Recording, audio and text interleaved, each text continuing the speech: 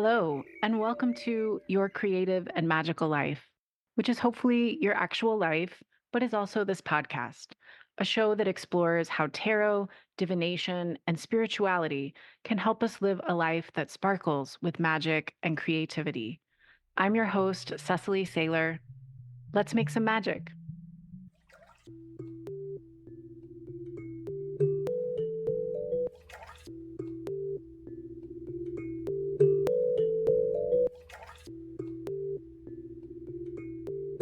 Hello, creative spirits. Welcome to another episode of Your Creative and Magical Life. This is a special episode because it's a little bit behind the scenes in a way. Our guest today to talk about the star is also the amazing human who created the beautiful sounds that you hear in the episode when I give the episodes to be edited. Sometimes I do those like straight, just me talking, and I don't put the beautiful music in because I'm a little bit lazy and overwhelmed by the technology. But this amazing human who made the music is also the amazing human who edits some of our episodes and really made it possible for me to launch this podcast in a way that felt like aligned with the vision, the dreamy little vision I had for it. And since I started thinking about how the podcast would progress and how we might move through the archetypes of the major arcana and have these conversations, Chantal de Felice was always on my mind for the star. I don't get to spend time with her in person much, but I get to watch from afar her travels and travails and the art she makes and the way that she interacts with the world. I get some impressions from watching her social media feed. And I've gotten to know Chantal a little bit and some of her story over the last few years that also feel really resonant with the star. So I'm really excited for y'all to hear from Chantal and learn about her and her work. I will introduce her a little more formally and then we'll dive in. Chantal de Felice is a wanderer, a flaneuse in the city, a barefoot child in the forest, a selkie in the sea. She gathers field recordings, still pictures, and moving images as she wanders, transmuting these collections into studious ink drawings, colorful paintings on wood, sonic landscapes, and ephemeral video collages. In her live performances, sound and video are layered, then manipulated in real time, amplified and beamed onto large surfaces. Over the last 20 years, Chantal has shown her paintings in galleries, sold her handmade earrings at craft markets and in shops. They're really beautiful. I need to get a pair.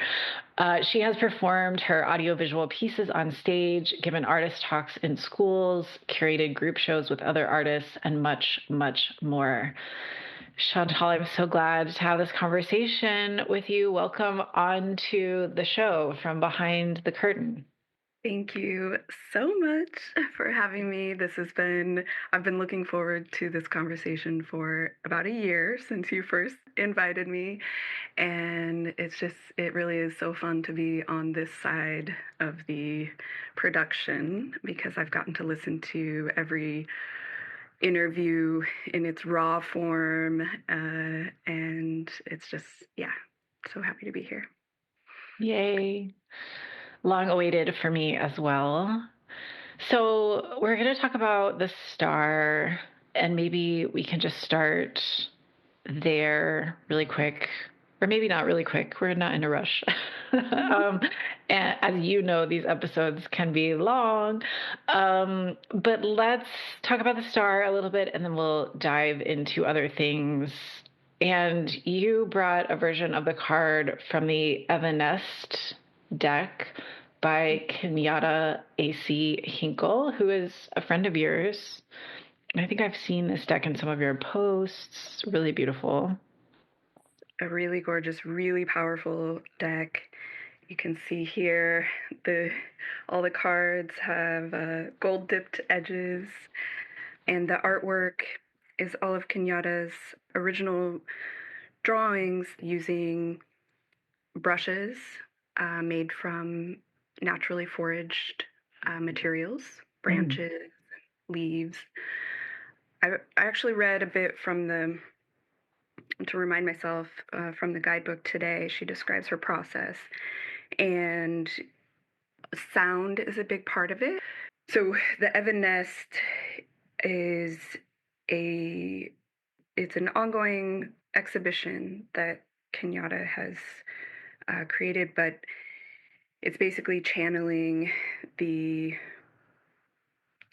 energies, the attitudes of disappeared and murdered women, Black women, inclusive use of the word women.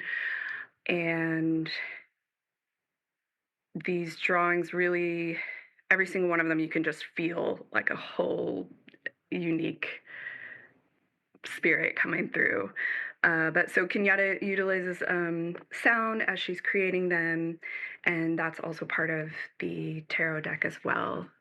Sonic recommendations with each card, songs to listen to, and lyrics as mantras. So it's a really powerful deck. And the star card, I thought the best, Kenyatta has a description that she wrote of the image. Let's see, I can see it here. A profile of a woman, and again, she describes at the beginning, she uses the spelling WOMXN throughout this book. So I'll just say, when I say woman, it's inclusive. A profile of a woman from the waist up wearing a cobalt blue turban, stretching her arm out, bent at the wrist. Floating up from her wrist are several wisps of smoke that appear to be allowing another being to materialize. She looks up with a slight smile at her channeling/manifestation. There appears to be 3 stars that make up a constellation of the woman's body. Yeah, beautiful. Like, looks like an ink drawing, just line mostly, except for that blue turban. And the action's mostly happening like in the lower half of the card, and the figures kind of like leaned back, um almost like I'm thinking of like rearing back in a way, as like that arm is outstretched. Yeah, and the stars kind of create these, from here they look like little disturbances or something on the body. Yeah, because they almost seem to sort of like interact with the flesh a little bit, which is also making me think like we're all made of stardust kind of thing, which I think is probably a true message for the star card. And then this channeling of the smoke, this manifestation of another being, very cool. What do you see, or how do you personally connect with that image when you see it? I think this with the smoke and the idea of channeling and manifestation, and I'm such a dream supporter for my own self and for others. And, this idea of envisioning, as an artist, envisioning things that don't exist, but also when you say stardust, calling into this ancestral, actual physicality, like in our bodies. And I always say, you'll hear me as we get into the interview, that when I talk about my mom dying, I actually always usually say her return to stardust. And so yeah, it's something about this smoke in the card suggests a lot of that ethereal nature of manifestation and calling in ancestors to support. And yeah, I actually, the when in preparing for this, So, just to tell you a little bit, when you first asked me if I would like to be interviewed for the Star Card, and I looked at the Modern Witch deck, which I'd been using for a while, and I'm like, oh yeah, that's me. Like the naked, the water, out in nature. And I didn't even go too much further into it at that time. And then recently I was reading about I like to look up the Biddy Tarot descriptions, and I saw so many more things that related to my journey in these last 4 years that we'll talk about, having to do with, discovering more of your true self and going through these exercises through the chakras and what they represent and the psychology. And so, anyways, this card just couldn't be more relevant to what to what I've seen as my recent experience. So, Yeah. So just to reference also that kind of traditional quote unquote image of the star, you'll, and many people probably would recognize this, but you'll see usually a nude, usually female figure kneeling in this natural space. And there's a pool. They usually have 1 foot in the pool, and they're pouring from two vessels, pouring water from two vessels. One of the vessels will pour into the pool of water, and one is being poured onto the land. But then that water is like running back into the pool of water. And that pool of water can represent the unconscious, the subconscious, the intuitive knowing, dreams. And I think some things that are interesting about this card, you'll also see 8 large stars overhead. There's one like gigantic star in the sky, and then this ring of stars, this ring of 6 stars, and one additional smaller star with those other 6 for the total of 7. And that's probably the reference to the 7 chakras. And there's kind of like a mountain in the background and a tree that has an ibis in it. And the ibis is a sacred bird going back to Egyptian times, but also a living bird that has many different species. I actually wrote a whole essay about the star and the ibis and the magic of birds for the Rebus in their star issue, if anyone wants to check that out.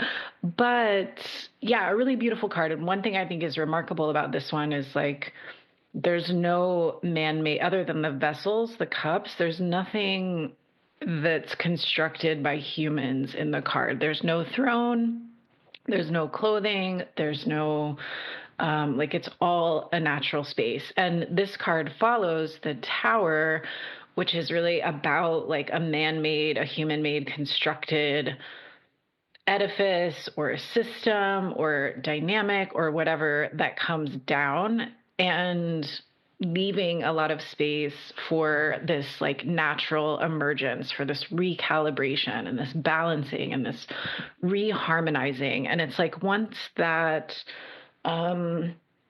container, that tower, that fixture in our lives is dismantled for whatever reason, which doesn't always mean that it was like a bad fixture, but just like, it's been there for a while. But when that is gone or removed or changes or withers, as the cycle of life will, always inevitably bring change, then there's this, room or this like opportunity to sort of rediscover who we are, like, who am I now? Who can I be in the absence of this thing, this tower, let's say, coming down? So that's just a little bit more about the card, and maybe thinking about the tower and the star. Chantal, how do you see, like, where was that moment for you? I think you've already mentioned it, but maybe would you talk a little bit more about that part of the story before we get into the kind of like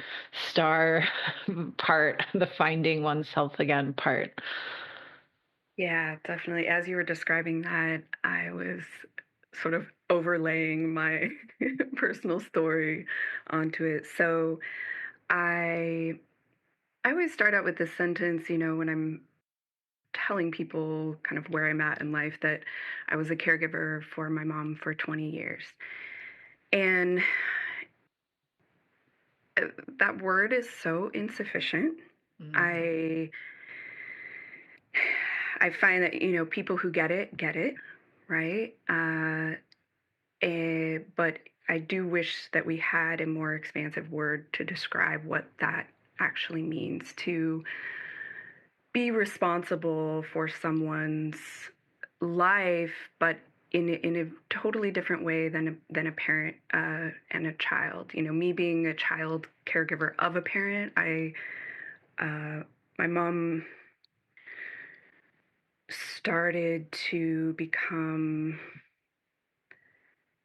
paranoid and delusional when I was a teenager, and it was a long crumbling in itself over these 20 years. But even before that, I had been the daughter of a single mother, and I think a lot of, especially an only child of a single parent, understand I was helping her with everything around the house. We were a team. And also, she was a childlike fairy herself. um, so I took on a lot of those responsibilities early on, even before her mental illness. So, but as this, like you said, this 20 years of caregiving. I mean, what it went through different phases. There was a long time with psychosis. And I was the primary person that she interacted with. I was the only person that she trusted for all of that time. I was responsible for every piece of food that went into her mouth, every piece of clothing that she wore. Uh, she didn't live with me, which was an absolute blessing that I was able to receive enough help. But she lived a couple blocks from me for almost all of that time and showed up at my house and called 50 or 60 times a day and would show up and not leave. And there were these elements where when I say caregiving, it sounds like so soft, but I was, in torment for a long time. When I was younger, when I was in my 20s, I thought, the mom that I grew up with, who was a magical creative fairy, is dead. In my mind, I was like, that person has been replaced by this scary, um, controlling, psychotic entity. But then she at some point sort of transitioned into a more uh, like a like a more, again, to use the word childlike, uh, phase, and she was sweeter and funnier again, and but at that time she was still very much living in her own reality. So I, over these years, developed all the survival strategies uh, that we do, and I think that length of time also makes it really hard to summarize what it was like. But basically, I couldn't have my own life. I couldn't go where I wanted to go. I Traveling was very fraught. She didn't want me to leave the city, and so I had to maneuver a lot around that. Uh, so when it came to, she did decline and then returned to Stardust in May of 2020, which was a whole other story in itself. She was in a care facility on lockdown, so I wasn't able to be, Mm. which was very strange after 20 years of caring for her physical form so Yeah. intense. Um, but as you said, when that happened, I the morning I got the call from the care facility. My instant visual was of my mom's spirit tearing across the plains of infinity like a wild Mustang, like that freedom that we wish for someone's spirit who has been ill. Like that was my first visualization, like just like she was so willful and such a just she's a legend. I do want to talk about her incredible artist spirit, but the next thought was that I thought I was stuck in this thing forever. So when you talk about the tower as being this thing that's there, I really thought she was never gonna fucking die, you know. And and strangely enough, we were in quarantine, so I couldn't jet out right when it happened. I had a year of processing, but then when I was able to start to seek my own life, it had all these aspects of this star renewal. Yeah. Yeah. Wow. Thank you for sharing all of that. And thank you for sharing that so honestly. Like, I think as you're describing it, I really start to feel a little bit what you mean about caregiving being too limiting a word. I'm also an only child, and my dad now lives close to me, and his abilities are becoming more limited. He's now basically homebound. So, I do things for him, but he's also like it's kind of a chill caregiving situation for the moment. And I feel really blessed by that. And yeah, part of it is like, what's this journey? What's the timeline? And how much is he going to need? And it's hard to imagine like that level of having someone so dependent on you and also projecting a lot of their like some of their illusions and fears and all of that on you, and you being the only child who can like navigate that and who must seemingly navigate that because you're sort of in this position of like, I guess you could run away, but when we have like values and integrity and love, like that feels totally impossible.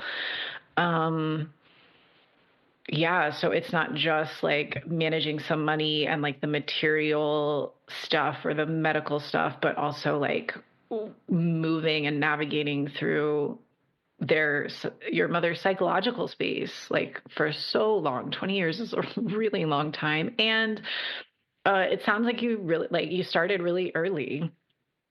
I started caring for my dad like maybe 5 or 6 years, like in my 40s, and so like a lot of your youth and your like younger kind of development and sort of like comeuppance in the world was really defined by this. So, um, yeah, what like strength you had to develop. And um, I'm curious like how you managed to care for yourself through that. That's maybe like a whole book length story. I don't know.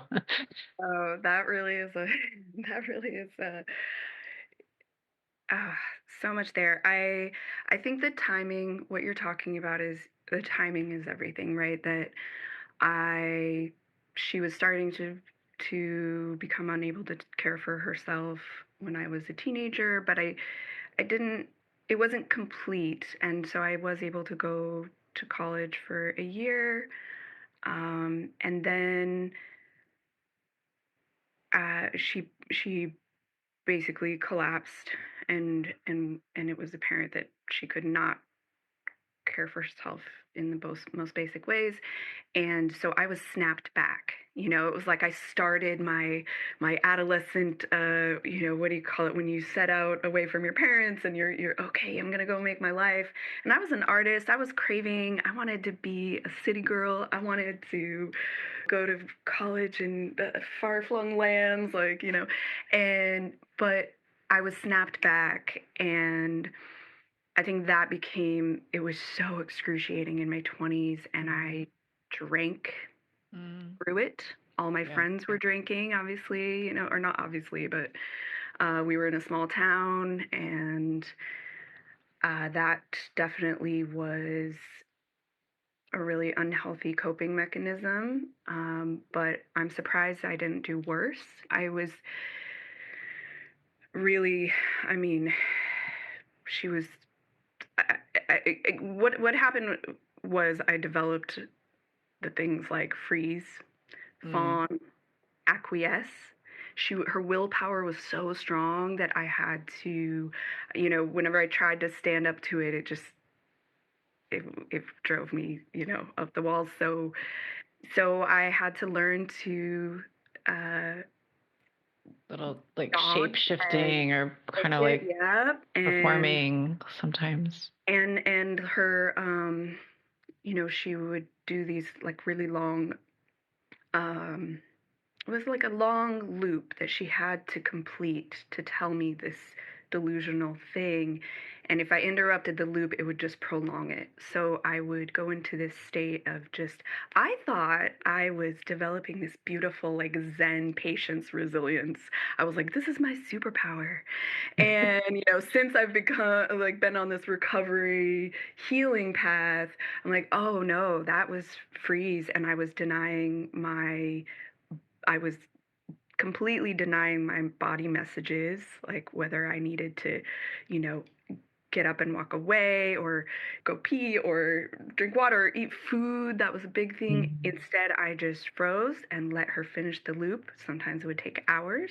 Um, And so yeah, when I think about what I would do differently, I mean, I don't even know. This was in the time, this was happening, starting to happen really dramatically in 1999.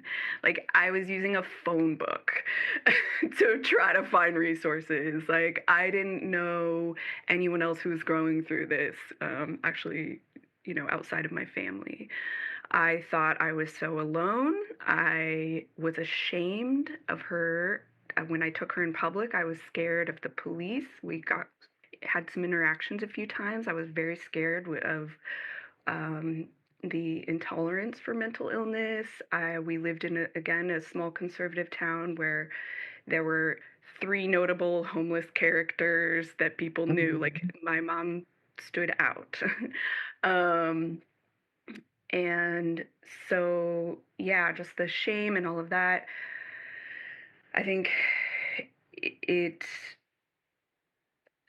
it was that was also of its time, how I went through the experience and how what difficulties there were in it.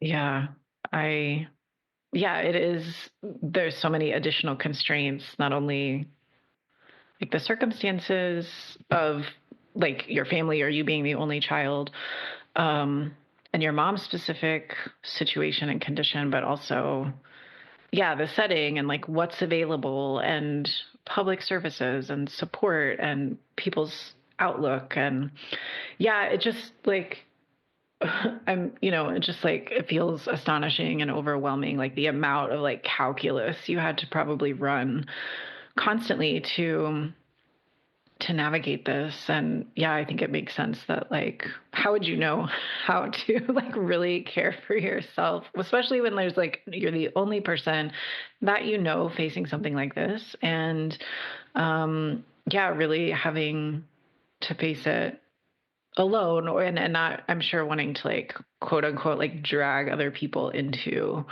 um into the situation. So I just want to send you a lot of like love and appreciation for your strength and resilience, and The love I'm sure you had to like conjure to continue and keep caring for her over that period. And so, but then that period did end.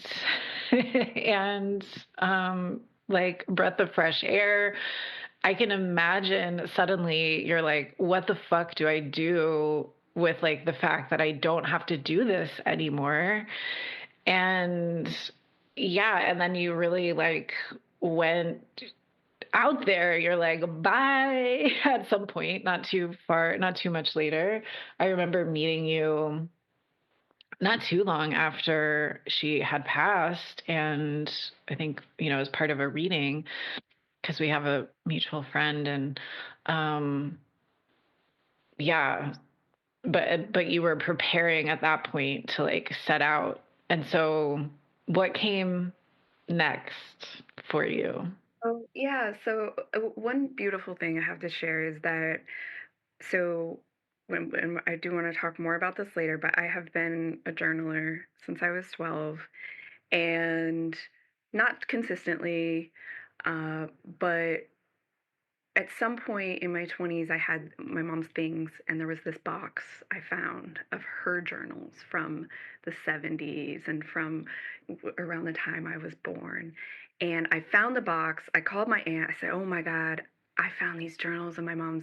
I'm going to go home and get a bottle of whiskey and read them." And my aunt said, "Stop. Your mom is still alive. Those are her private thoughts. You need to respect that. Think about this." So I said, yeah, okay, yeah, you're right. And I put the journals away. So when my mom died, years and years later, I said, "Oh, the journals." So I was in quarantine. And that summer, I very slowly got one spiral bound notebook at a time and started to read my mom's poetry about nature and her delight in the world, but also her investigations into consciousness and different religions and spiritualities, and her interest in learning about people. And that was the first step of this layer of healing, right? So I in quarantine read my mom's journals, and I swam in the ocean. I was living close enough where I could walk to the ocean and swim, and started to build up momentum and bravery. And then it was literally, you sent a newsletter with an in bulk spread. This was in February of 2021, so almost a year after. And I can't remember the specifics of the spread, but I remember the first card I drew was the Eight of Cups. And in the Modern Witch deck, it's this little figure, with its back towards the viewer, a little backpack on, and it's setting out towards the mountains. And I saw that image and I said, "It's time." And literally that was the moment. Like, the time had been coming for me to leave, but that moment I looked at it, okay, it's time. So I, within a few days, gave notice on my studio that I had had for 6 years, this beautiful little bubble of art and science and books and shells and fossils and plants that I had created, that was my sanctuary. And so I gave notice, and I, gave away my plants to friends and packed all my things up into storage. I sold my car, and I left my hometown, which I'd been in again for over 20 years. And I had this really exuberant feeling like, I'm gonna go explore, I'm gonna wander, I wanna learn how to make a decision of what's next once I hit the fork in the road. Like, I wanted to be living in the present and trust that I could make the decisions as I go. And I set out, and almost instantly, I felt like the slap back of the universe. And the slap was that I was setting out as a maiden with a lot of fresh-eyed kind of, I'd been through traumas, but I still had this like sort of small town naivete, and also no boundaries. I didn't Mm-hmm. know what a fucking boundary was. I literally did not know what it meant. And, one of the first experiences I remember, I was in New York City. That's where I'd gone first. And I remember this guy came and sat and talked to me in the park. And I was interested in his story. I'm so interested in people people's stories who are so different from me.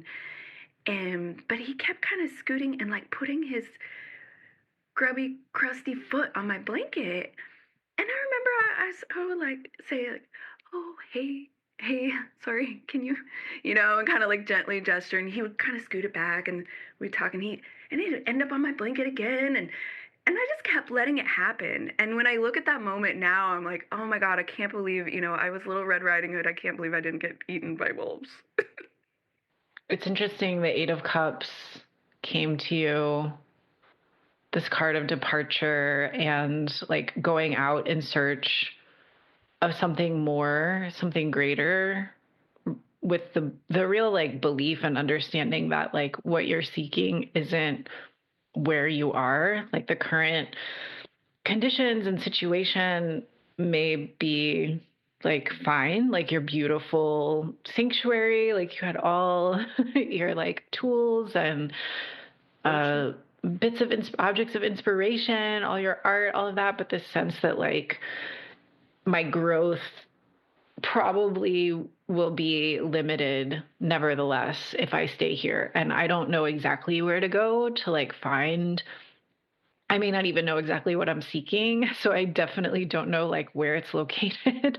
But if it's not here, and I feel pretty sure about that, like I have to go out there to look for it. And so, yeah, it makes sense that kind of stripped of the situation with your mother, which was such a codependent situation with someone relying on you for like everything and having to step into that dynamic or that position of caregiving like way before you really should be taking on that responsibility and while you're still in this like such a formative space as a young person. And so yeah, like your main relationship was with your mother by necessity, and she had no boundaries, it sounds like, with you, or no sense of like what your boundaries might be, as evidenced by that story. Oh, poor Chantal just having to like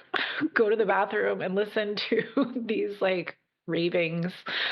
So yeah, then you get out in the world and like you still have these patterns and now they're kind of being like brought into relief through these interactions with like with other people, with the rest of the world. And there's so much healing from, that experience, not only the grief, but like all the kind of like baggage that and challenge that came with it. And I know, your art, the art that you make feels so healing to look at, whether it's like a pair of earrings or a painting you're doing, or, a lot of, as like once you set out, I would see you on Instagram, like with a little microphone, like out in the waves, or like holding a little microphone up to like a tree or some moss or something. And I'm like, that is so fucking cool. But just these really like kind of unconventional, I guess like painting isn't that unconventional, but within the like conventionality of some of your artistic practices, like also this like not just keeping it in the studio and having an interaction with living things as part of your creative process. I'm kind of like jumping. I guess what I'm getting at is like it also since your art feels so healing to witness or experience, I hope that it feels healing to create. And yeah, like what happened, as you said in some of your notes before we had this conversation, like being a tumbleweed for 4 years. And so I'm curious about that, like constantly having to sort of like find a new location, choose where you want to go next, stay spontaneous, but feel a sense of security, make your art, have these like encounters, be in unfamiliar spaces, and be healing from this big thing. So it's such a huge question. What is to be said about that? What comes up for you as you think about that now? Yeah, I mean, the first thought is the word challenge. It was such a challenge. When I set out, first of all, not having my studio as an artist, not having my things, my precious treasures around me, not having my books, it really sent me into, I would say, like an identity crisis. Or later, when I learned about the heroine's journey, I was like, oh, the descent, because I started to doubt, am I even an artist? And I started to really question, like, why did I purposely make myself houseless? And post quarantine, let's say, inflation jacked up, and rental costs, short term or otherwise, and cars and everything was so expensive, and I didn't have money to do this. I set out um, with, I had done a couple of big paintings, and I had a few $1,000s, which I spent in New York. And then that was that. But so it was really challenging at first. I was doubting myself. I was very unmoored, ungrounded, and I was staying a lot with friends and family who I hadn't seen. It was sort of like almost like a funeral tour in a way, or like a post quarantine tour. Um, but that immediately brought to light how much my codependent habits and behaviors were not limited to my relationship with my mom, that I had ingrained them and really been enacting them for years with all of my friends and loved ones, where I gave.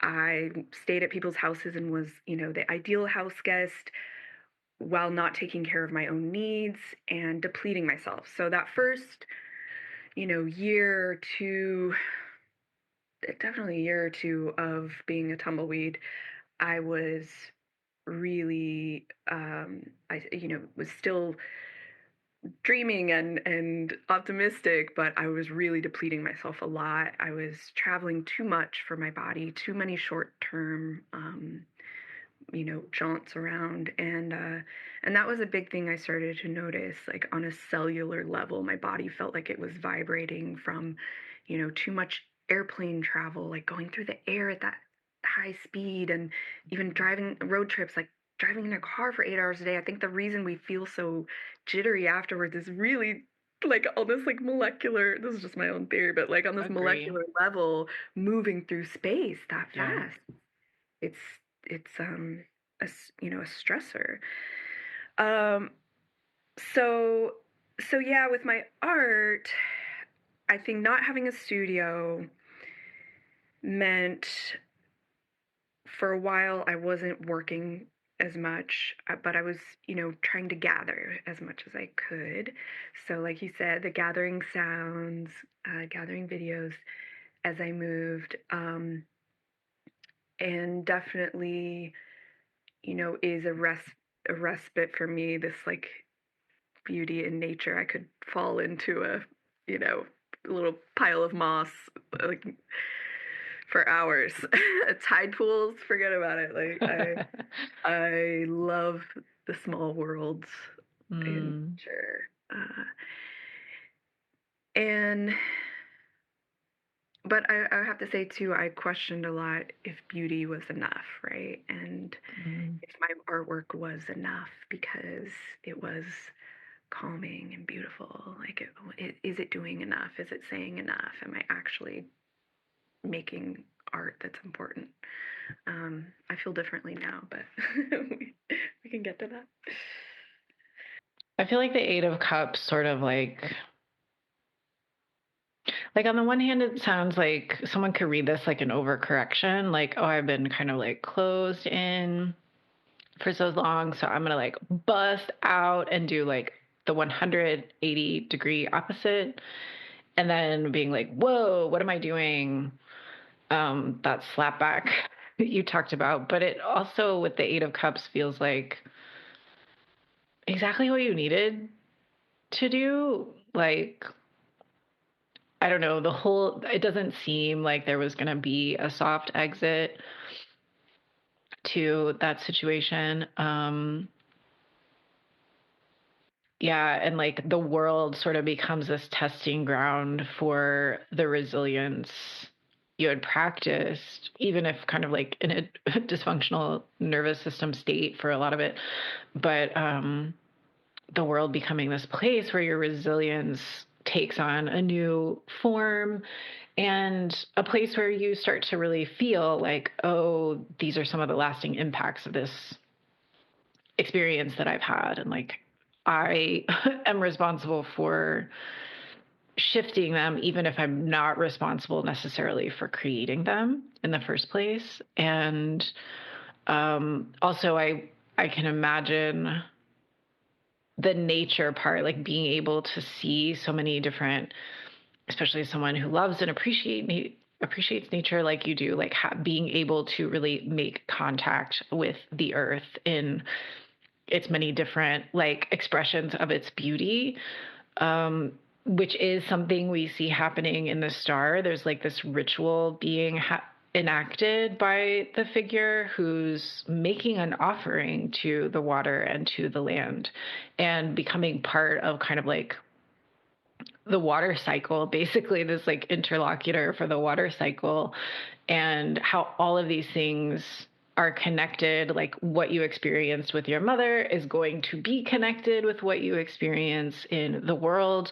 Having her journals feels like that also presented this connection naturally that both of you have to, like, yeah, like, being attracted to sparkly fairy things, and also exploring spirituality and consciousness, and just being like really like being seekers, and mystics and artists. And so that connection, is also there. And so, yeah.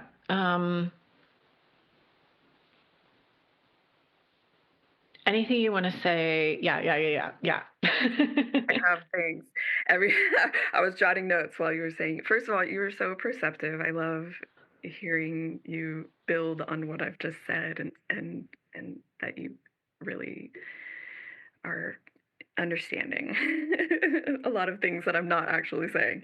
So that first of all, the overcompensation that you mentioned, where I set out and was just like gobbling, the world. I really do think that a big part of that, which I really understand now, was I don't want to be bitter. And I can see at my age, I'm in my mid 40s, and I read this, I think, in the Women Who Run with the Wolves. She mentions there's kind of a deciding point where you like, am I gonna heal my shit, or am I gonna be bitter the rest of my life? And like I knew that, but I don't know that I would have been able to put it in those words. But I needed to fill up this pit of despair that I had walked around with for years. This envy, this, anytime somebody was like talking about travel, I would ask them questions, and I was interested and curious, but also low level, like fuck, like I wish. And so I do think I did have to go kind of hard at first to fill up that space. But what you're saying about the nature and water is definitely from the get-go of leaving. So I had been swimming in the ocean daily back in my hometown, and that's where I built up all this courage, throwing myself into the waves and shouting into the waves. And when I first set out bathtubs, if there was a bathtub somewhere, that became a thing. I felt like Daryl Hannah and Splash. Just be like starting to desiccate, and then like, oh, there's a bathtub. Whoever's house I'd be staying at, I'd be like, oh, is there a bathtub? Okay. Whew. And that's actually, side note, some of the sounds for the podcast are me playing kalimba in the bathtub. You can hear a little splashing and kalimba because I was carrying around a kalimba and playing it in the bathtub as part of my like soothing and grounding as I was going from place to place. So getting into water became a thing I was definitely searching. So everywhere I was traveling to, which the first year was a lot of the US. And I actually did go pretty early on to the place I was born, which is right on the California Oregon border. I was conceived, there's a state line highway that's the border. I was conceived in a house on the California side and across the road, born in a house on the Oregon side. And I didn't Wow. know that until I went there. The house has been refurbished, but it's still there and it was vacant. And so I was able to wander the property Wow. and see the creek that my mom, I Mm. know her and I were bathing. I think I was baptized in that little creek. And then went to the lake. There's a picture of me as a tiny, tiny baby. So the first lake I ever went in, I went to it, Lily Lake.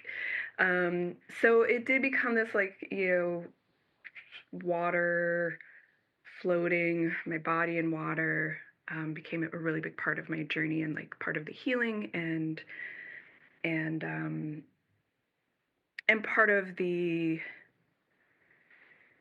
my experience of place. And for a long time, I was studying the theme of place in my art because I was kind of like tethered to one place. So I did a whole series on microscopes, microscopic imagery, because I was stuck in this Mm-hmm. town. I couldn't go explore, but so okay, my exploration became microscopic. And so as I set out and I was going to different new places, yeah, part of that experience became where's the water. And this is a project I would love to do going forward is how who has access to swimming in clean water, how can water be rehabilitated. I really want to know because rivers can become healthy again, right? We're becoming more aware of that, but I want to know how that works and talk to scientists and make art about it that helps convey the message, because I think this is one of these human essential rights that we should have, is to be able to put our bodies into a natural body of water. Mm-hmm. And that's obviously not currently accessible to everyone. Yeah. I'm glad you mentioned that. And I don't know, you say it so well. It's like, I think you're right. Like that feeling of taking, like alleviating the weight of being earthbound is some like a gift that the water gives us. And, not only like an appreciation for what like water beings like experience and live in, and water being just such this like mysterious element. There are parts of the ocean, many, many parts of the oceans that we just like have no fucking idea like what's down there. Like it's as unfathomable as space. But at the same time, like we're water beings. Most of our bodies are comprised of water, and water seeks water. Like I think there's this biological imperative to connect with water, to hear it, to look at it, to be submersed in it from time to time. And yeah, we live in a world now that's so overdeveloped that and privatized that like waterways are um, very difficult to access, especially or the ones that are public are not super well cared for in a lot of places. Um, yeah, and I think that gives a lot of us, like, without even recognizing it, this sense of alienation from like the fucking planet. Um, and one thing I would see you do is get in the water naked, as you mentioned. Like you wouldn't show us everything in your Instagram post, but you would confess or mention that it's like, this unmediated experience with the body and the water. And like archetypally in the tarot and in many other places, the water is intuition, is the subconscious. And so I wonder if like those encounters with water, and also it's a two-parter, like what does it mean for you to be naked in the water, and especially as a woman, and what does it mean, did these experiences, you think, like enhance your connection with your intuition? Yeah. So yeah, I think before I didn't understand like the connection between water and intuition. I wouldn't before this tumbleweed time. I don't think I would have really understood that.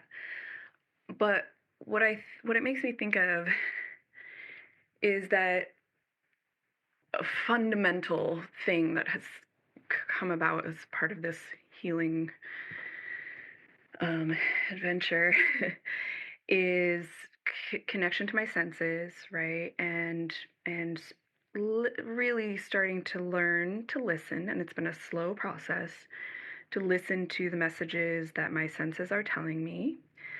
And swimming in water, floating in water is a big part of that, but it's also a big part of the like this rest, right? So I'm spending a lot of time on land trying to learn how to, pick up cues and listen to things and eat properly and uh, just take care of my needs, right? Identifying needs. That was a big thing, right? I was like, oh, I need to learn how to do that. I don't know. I really don't know. And identifying needs starts at listening to your body, right? And then enacting on the needs. So that's hard work when you haven't done it for a long time. It's building up these muscles. And now that I'm saying it out loud, I guess the floating in the water, I jotted it down, alleviating the weight of being earthbound. And part of that is if I'm in a safe place, which a lot of times it's like if I can sneak into some nature place alone, especially in the US, toplessness is not, you know, as free as it is in some other places. Um, but if I'm alone, uh, and I can safely take off my top or be naked in the water, that is a floating respite from all this other body work. And I'm talking about calm bodies of water because I've learned now over these last couple of years, the ocean was my that's one thing. And ocean with waves is one thing. That's a whole dance with this greatest force on earth. And floating in a lake is totally different. I've also swam in rivers with snakes that I never thought I would do, or, things like that, that is like every body of water has different characteristics. But to generalize this, when these times when I've been able to be naked, especially as like a woman body that's I experienced a lot of shame, internalized shame. I did not show my body when I was younger. I did not go to saunas with naked with other people until I was in my late 30s, I guess. So I was completely and again, this is something I'm still undoing, but like this hatred of my body. And I think swimming and floating naked and free, and I'm a ample bosomed woman on top of it, so there's always been this like shame and just like attention I've gotten, and being able to like let my titties free in the water and float and just enjoy the elements is healing of like the highest order. I can't overstate how much that's given to me in terms of healing how I feel in my body. Mm, yeah. I'm glad. It's almost like I'm feeling, obviously it's your experience, but I'm feeling this like, if nothing else, the like tumbleweed thing, like you needed to go get in all the bodies of water Mhm. and yeah, experience that sense of like freedom of like not being looked at or not like your body being entirely your own and being like a natural occurring thing that wants to commune with nature and like yeah, I mean, I feel like we could go down like a whole rabbit hole with like tits and the male gaze and objectification and um yeah, like big tits are great, but like also terrible or like, or every kind of tit is great, but also horrible. Like it's so hard to like your body in this world. And I saw something this morning on Instagram. It was Sophie Strand talking about, speaking of consciousness, like that. I can't remember exactly how she said it, but basically the idea was that like our consciousness we think of as this like individual thing that's contained in our body, but that consciousness is actually like interconnected with our environment. And so the point she was making was like, to sit in a room with a therapist, like a sterile room, more or less sterile room with a therapist and have like a one-on-one conversation about healing or your problems, like doesn't allow for this broader, more multifaceted, intricate, subtle, complex like consciousness and awareness and like beingness that we have as our nature in nature, like that the trees are also part of the consciousness and awareness around where we are, or the birds or the animals or the plants. And yeah, I'm just like hearing that this morning and then thinking about what you're sharing, like you getting to take your consciousness out of this like it's really interesting you were doing like microscopic study when your life was like really shrunk down to then being able to like have a whole sensory experience out in the world that was like vast and sort of unlimited and also very authentic in terms of it just being like this is what nature is and like you getting to be that and not having to like be defined by the role you were needing to fill or some other aspect of your identity. It's just really really beautiful. And I wonder, I want to hear more about, well, let's move into the art is where I want to go. But yeah, I had noticed that you were making these soundscapes and like collecting, gathering, as you were saying, from all these different places and travels. And I was thinking about this podcast and I was like, yeah, I do want some music. I want a little theme song, but I don't want like a ditty. I don't want, and I don't know like who to pay to like sing something or write lyrics or whatever. And also like I feel very, I'm just thinking about nature all the time. I'm thinking about climate change all the time. I'm like feel this yearning to be more immersed in nature as a city person, and yeah, this like grief of the diminishing contact we have with nature. And so I really wanted to like express that through the music by just having more natural sound and creating like beautiful sounds through this acknowledgement of nature. And so I was like, Chantal can make this. And you did such a beautiful job. And I sent you like some sound from the crows in my mother's backyard. And I was horse sitting on a ranch as this was coming up. And I was like gathering sounds of like my feet hitting the dirt road and I don't know if I got like some of the horses walking, but also like flocks of birds chirping. There was a big stand of oaks with a bunch of wind chimes in it that I tried to collect sound for.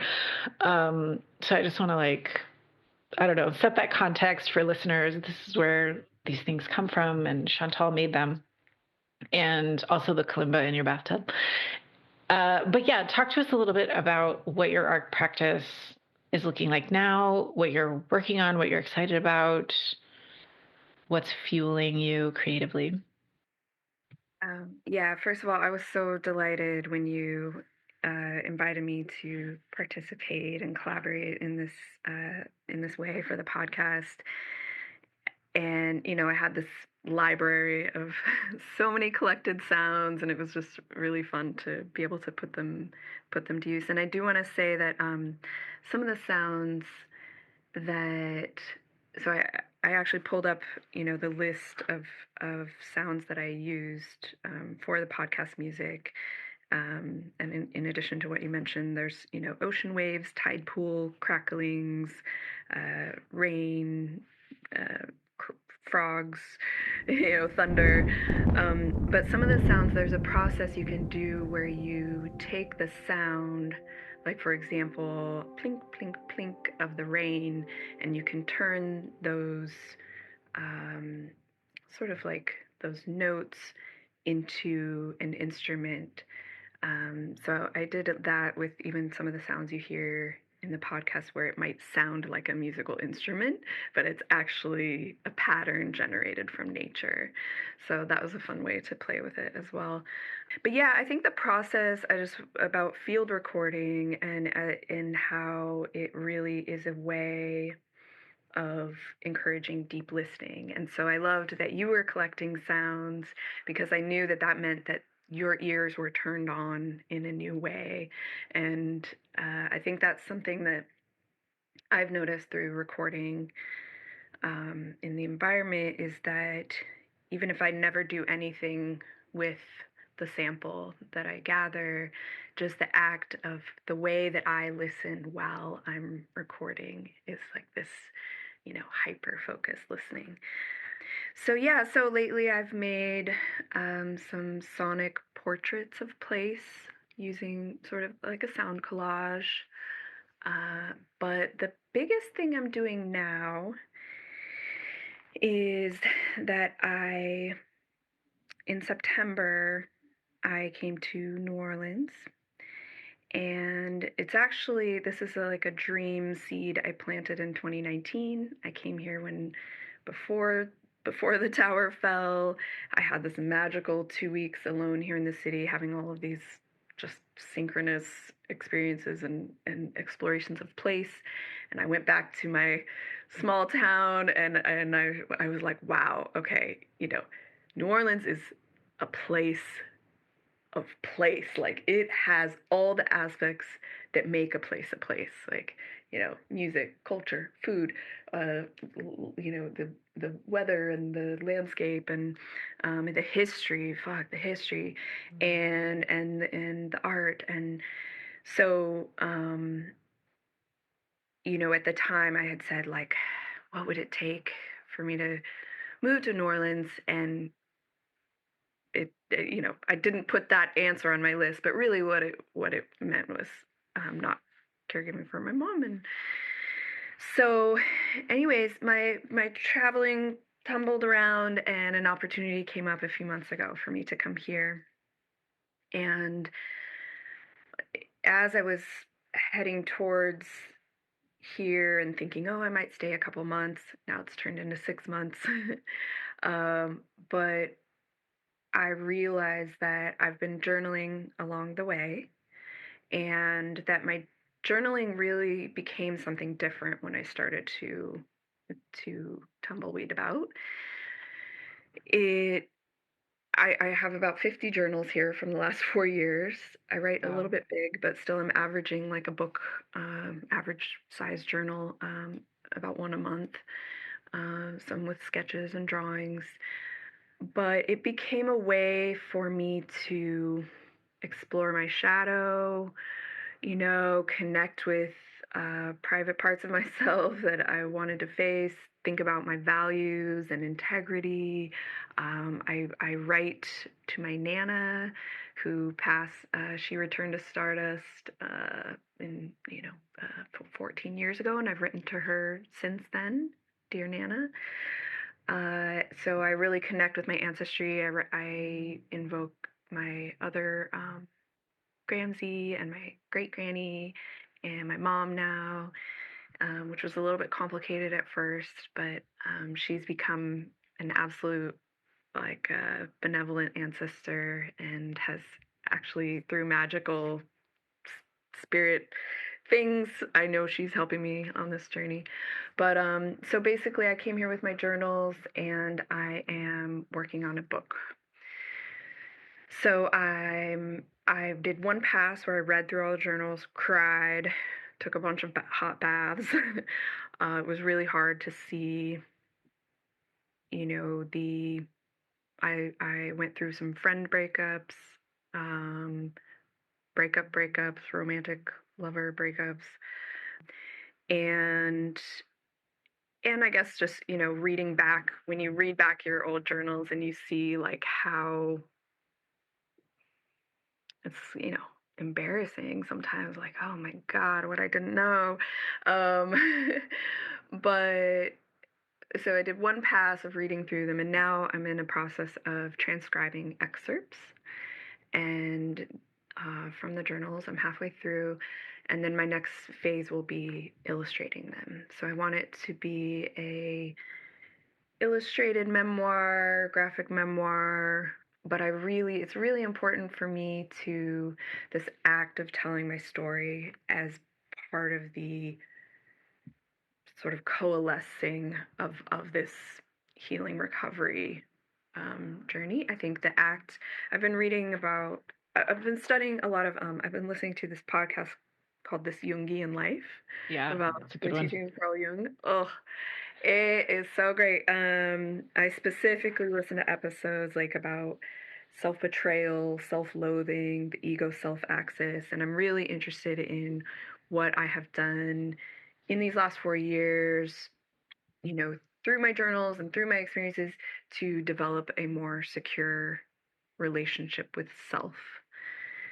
And so this book project really centers on that. And I've actually given a couple of workshops, a couple online and one in person here in New Orleans so far, Cool. about my journaling practice and sharing the exercises that I do and the way that I've used it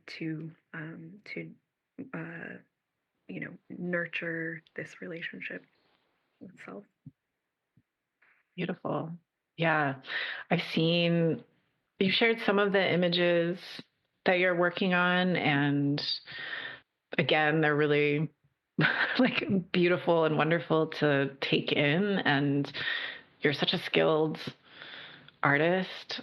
But this sounds like a incredible synthesis of like the journey and this reclaiming. And one thing that's feeling important as we honor your story is the time it takes, and like the star, and I'm not saying like I don't want to reduce your whole experience to like tower star, like there's a lot more nuance to it than that, but that transition, that act of reclaiming, when we look at the cards side by side, it's like, oh, this one looks terrifying and this one looks so nice and lovely.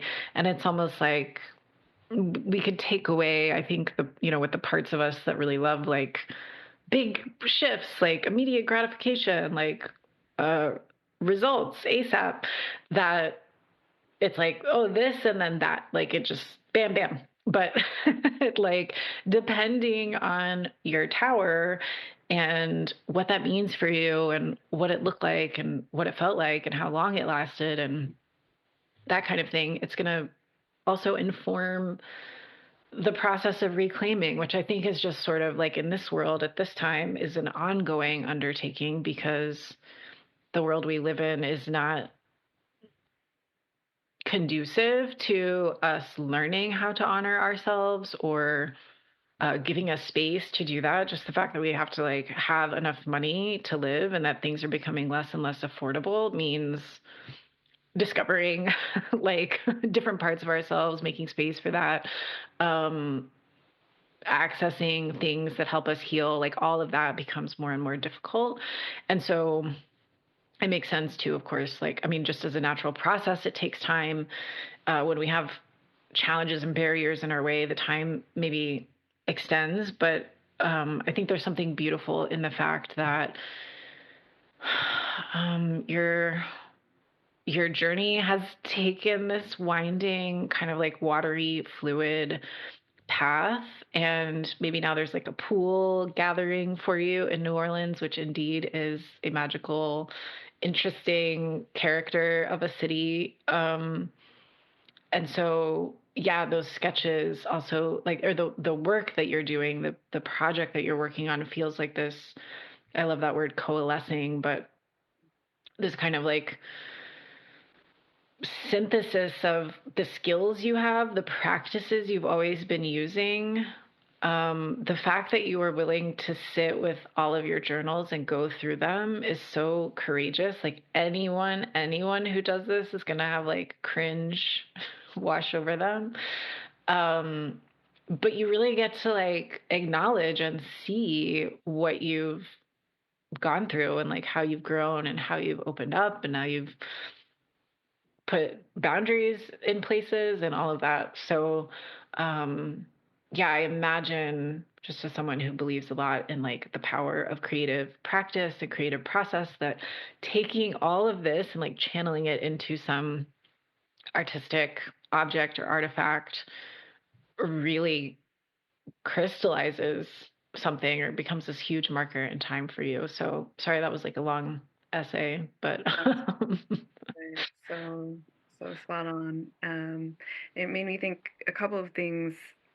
One is that I had this moment the last time I was in California, or in this past summer, where I basically inadvertently went out just a little too far from the waves, and I couldn't touch, and then two big thumpers came in back to back, and I was pulled underneath and tumbled for a long time, and when the second wave came, I didn't have much time to catch my breath, and when I popped up the second time, and I think it was maybe more anxiety, but there was another wave coming, and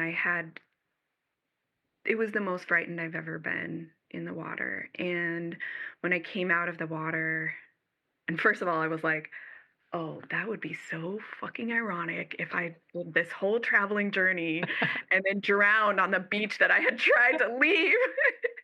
But anyway, I came out the water and I had a fresh journal there, and I was like, I described the whole scenario, and then, like, what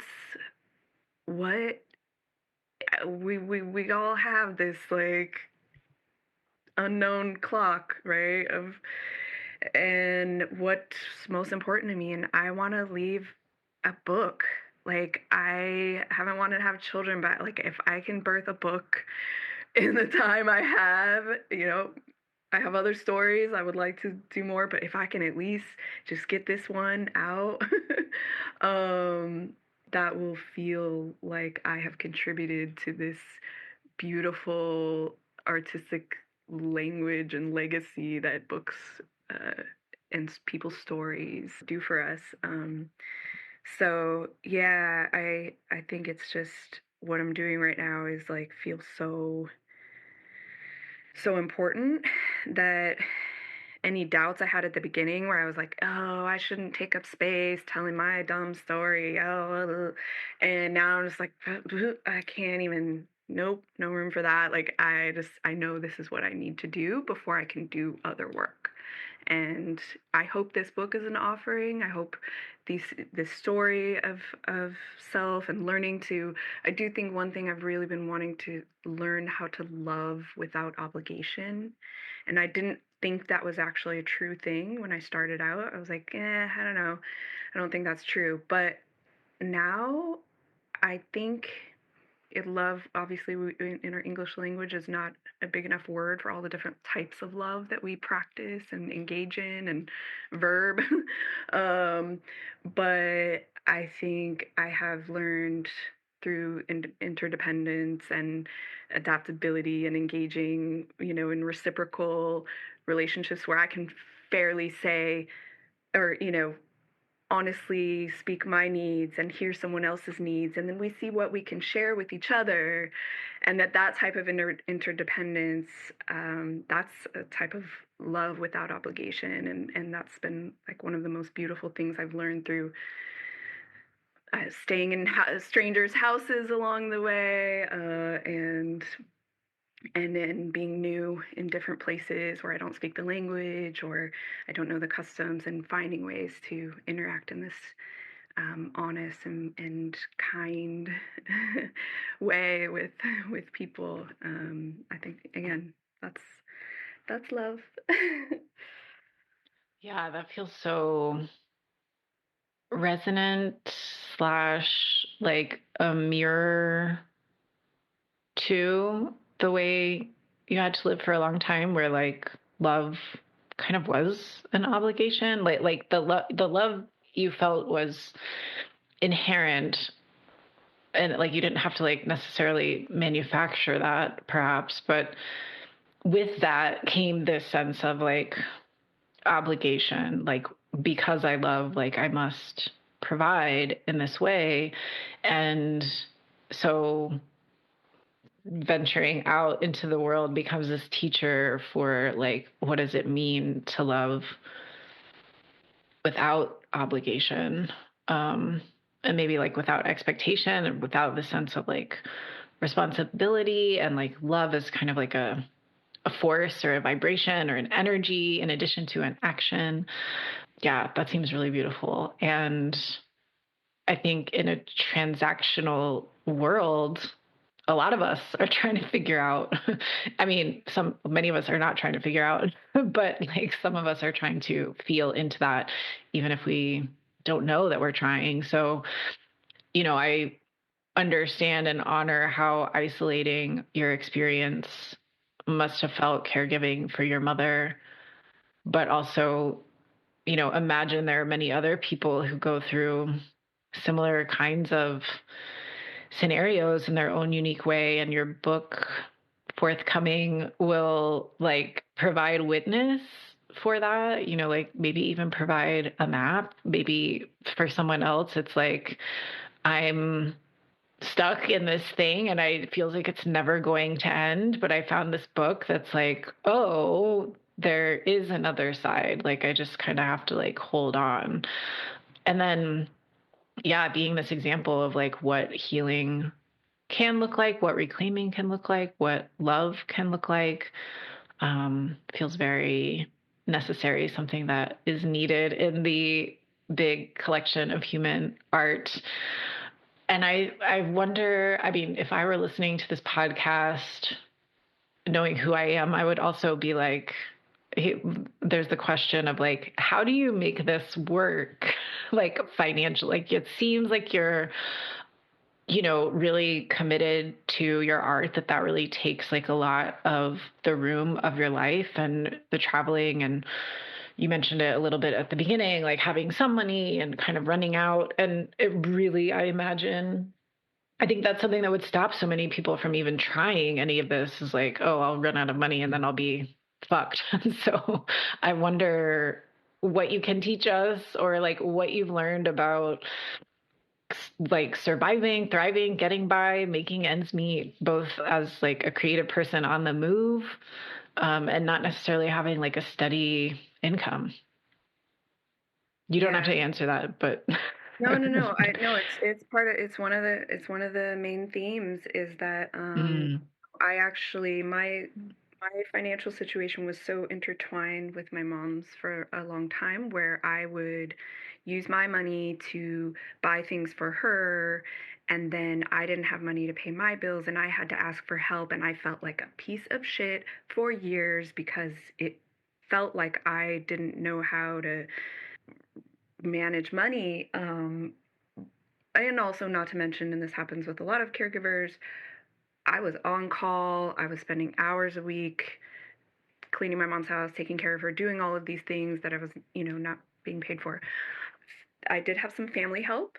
My mom did not uh, get any government help because she always resisted putting a label of sick on herself, which I understand now. It was highly frustrating, but I understand autonomy, and I understand now, what a scary proposition that is to uh, label yourself as disabled in this culture and systems. But anyway, so for a long time, my money situation was really unhealthy. I was very anti-money.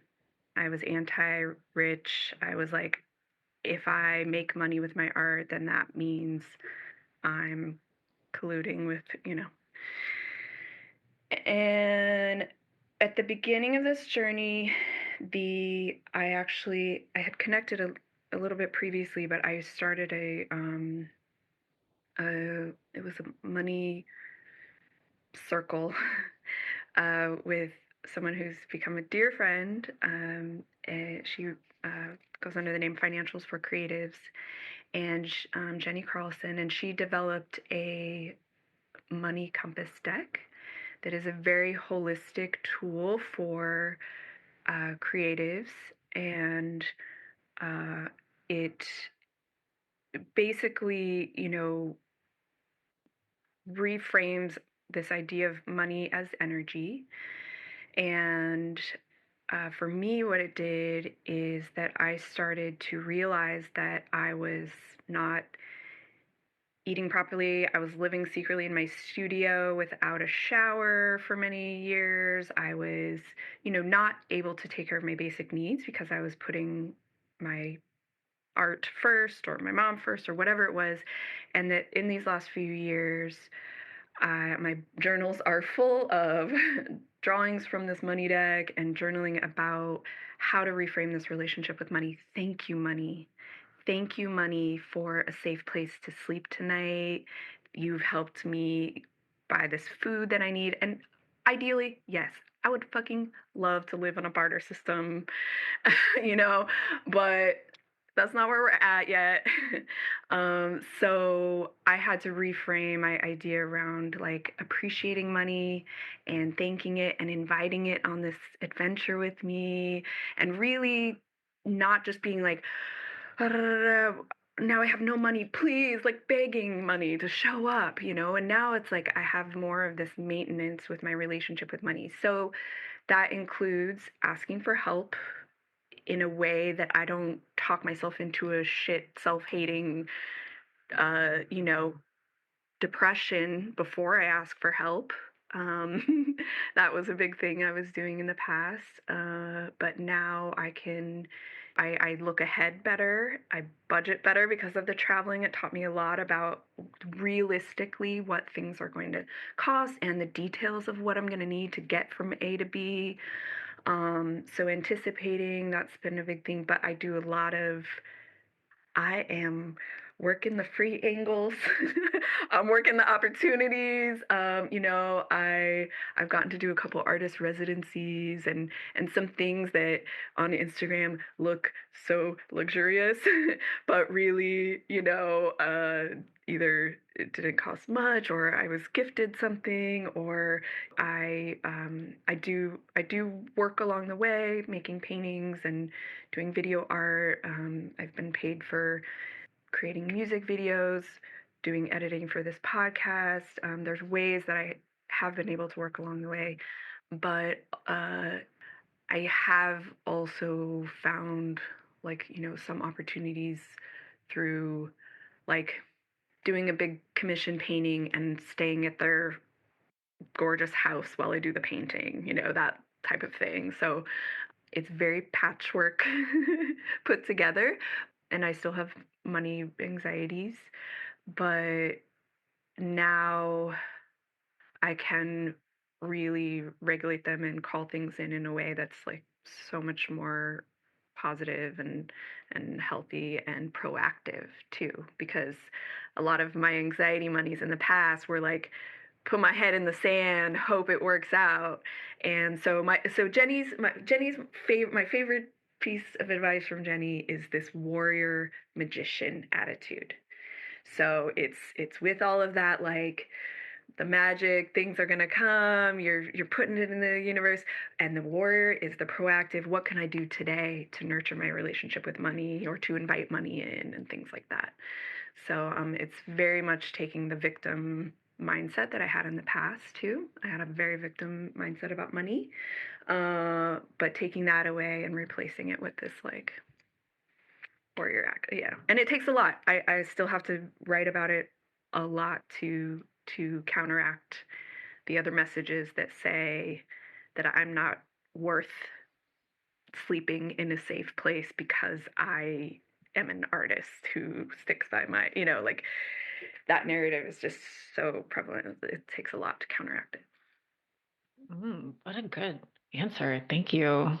That was, I think I needed to hear that. So, um, yeah. And like,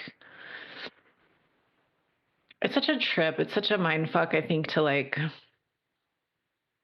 money feels and is, I guess, like an external thing. And so we think we have to do all external things to have enough money. And we do, like to the warrior point, like we have to do things. But also like the way that we feel towards money and all the stories we were indoctrinated with around money, like become a filter for that relationship we have externally with it.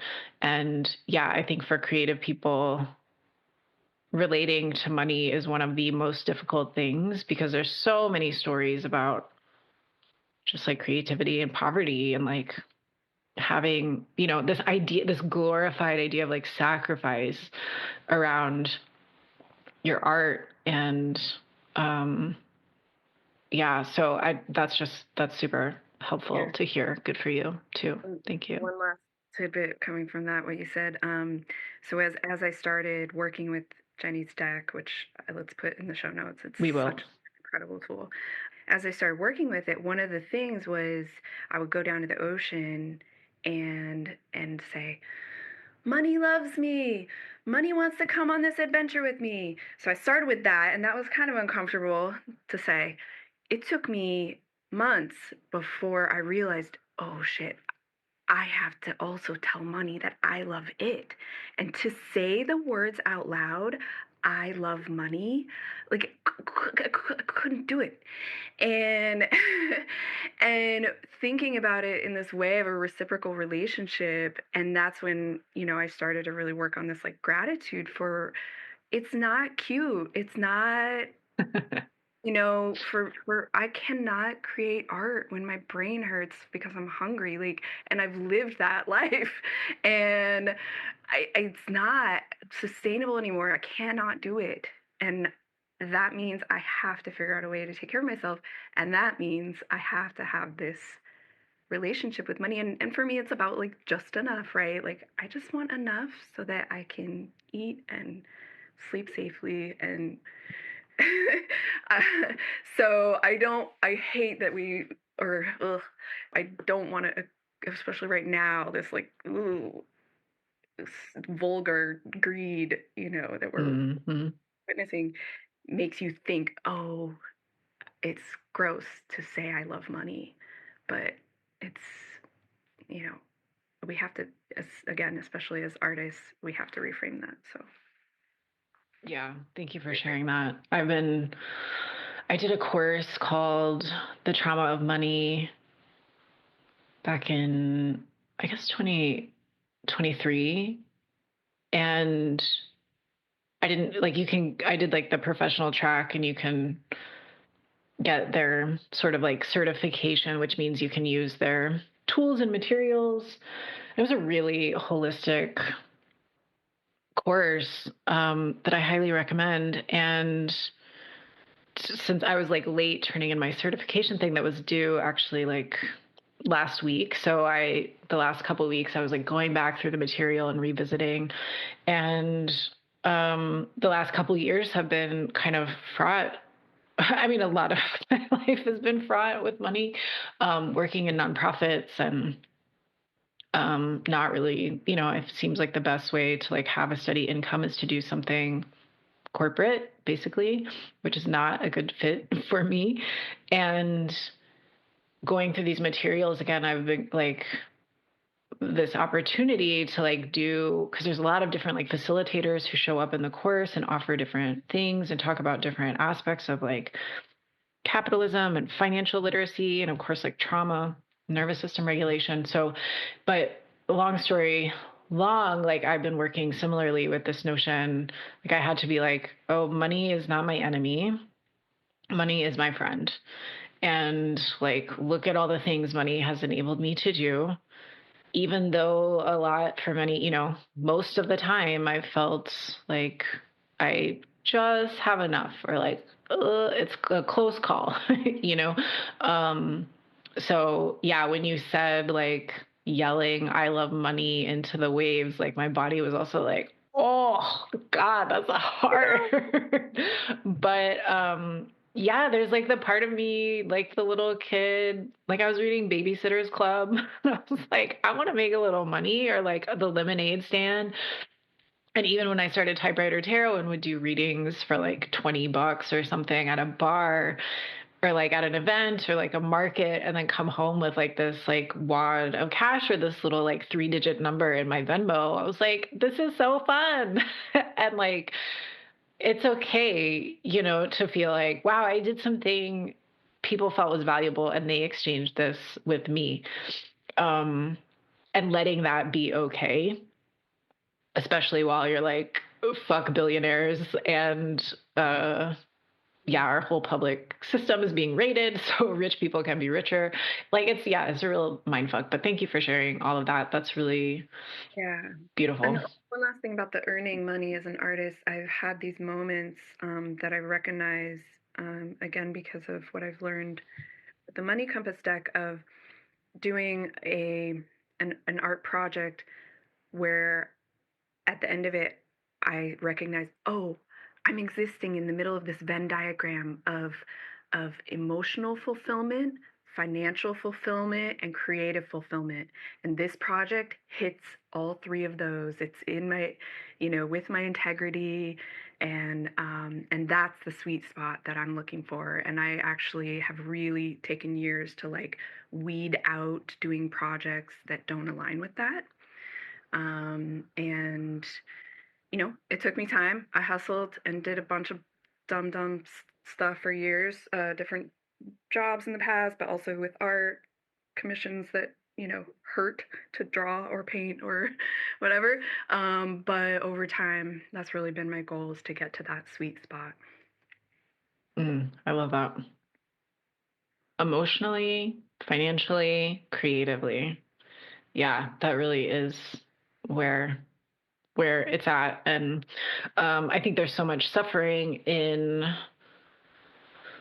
just like out there for people who can't, through their work, like access much of that or even get to be that creative when 40 hours a week or whatever. um and to you out there, we love you. Keep Yeah, creating, fight for it. um yeah. yeah, so I think we're at a good place in our journey, and probably time wise, it's Oh my time gosh, I to. was cracking up because whenever I'm editing these episodes and I'm like, oh, girl, Cecily, another 2-hour episode. As I'm editing, I'm like, wow, wow. And now this one, I'm like, oh, are you sure we have to go already? You see how it happens. I do. And I just want to say, you've shouted out in the past, like where people are tuning in from, and it is such just a delight. I was so excited getting ready for this today. It's such an honor, a delight to get to transmit a little bit of my story and my intention, and to people in other places. And I am, like you said, we're rooting for you. I am cheering on the dreamers in every part of the world, especially those of you who feel stuck and tethered. And that is who I want to connect with, especially like Lifeline, I am absolutely going back in time to my past self who felt so stuck and alone and saying, like, just keep dreaming, just keep visualizing, imagining like the most delicious scenarios and dreams. And even if a little tiny piece of them comes true, like you'll feel that satisfaction, and that fulfillment. And so, yeah, so I just wanted to yeah, send love tentacles out to whoever listens to this, and thank you so much for taking your time, and I hope it's giving you something. Yeah. And thank you, Chantal, for offering all of this in our conversation. And yeah, so there's some ways people can support and work with you. You have a Patreon. We'll come back to that. You offer the creative journaling workshops from time to time. You Yeah. do live performance, visual projections. You're available for podcast editing. Love Chantal to do is another great. If podcast. you've got a podcast or want to start one, call Chantal. Yeah, what happens? Tell us about your Patreon, and we'll put all of these links in the show notes so people, and your Instagram um, too, so people can find you. Yeah, thank you so much. My Patreon is, been limping along for a couple years. It's been a struggle for me to figure out what to put there. It's such a different modality than Instagram, as far as engagement and like what do these people want? And it's long form, but so I'm still kind of, but it's there, and I do talk about like behind the scenes of my process and where I'm at, what I'm working on. But I would love to revive it more, especially, as it feels healthier and healthier to spend less time in the Instagram space. But for fortunately, unfortunately, whatever, my Instagram has been a living portfolio for years now. And if you do want to check out specific aspects of my work, I use hashtags as a filing system, as a portfolio. So I have hashtag Chantal de Felice video, Chantal de Felice audio, Chantal de Felice paintings, Chantal de Felice drawings, and a few more. um, so so it's hard for me to let go of that space and the engagement there. But yeah, so my Instagram, uh, put it in the show notes, but it's just my name, Chantal de Felice. Patreon, the workshops, and I guess you do commission pieces if oh, they suit you. yeah. Yeah, I've done a couple of fulfilling like portrait commissions recently, but yeah, the live uh, video performance, um, and yeah, for artist residencies, I've done a few of those, a couple over the last few years, but I'm always looking for DIY artist residencies too. Ooh, okay. Getting to go spend a chunk of time at a place and make my art. I think traditional residencies are really competitive and really far out, like the application and then when the residency is, and so that's been tricky for me. But I love to make trades, or I think I bring a lot to a space when I come come to your For town. sure. For sure. Beautiful. Well, again, all of that will be in the show notes. And thank you again so much for making this podcast possible and sound good. When the episodes don't sound good, it's probably because Chantal was not involved. Um, and thank you so much for everything that you shared. Thank you so much for having me.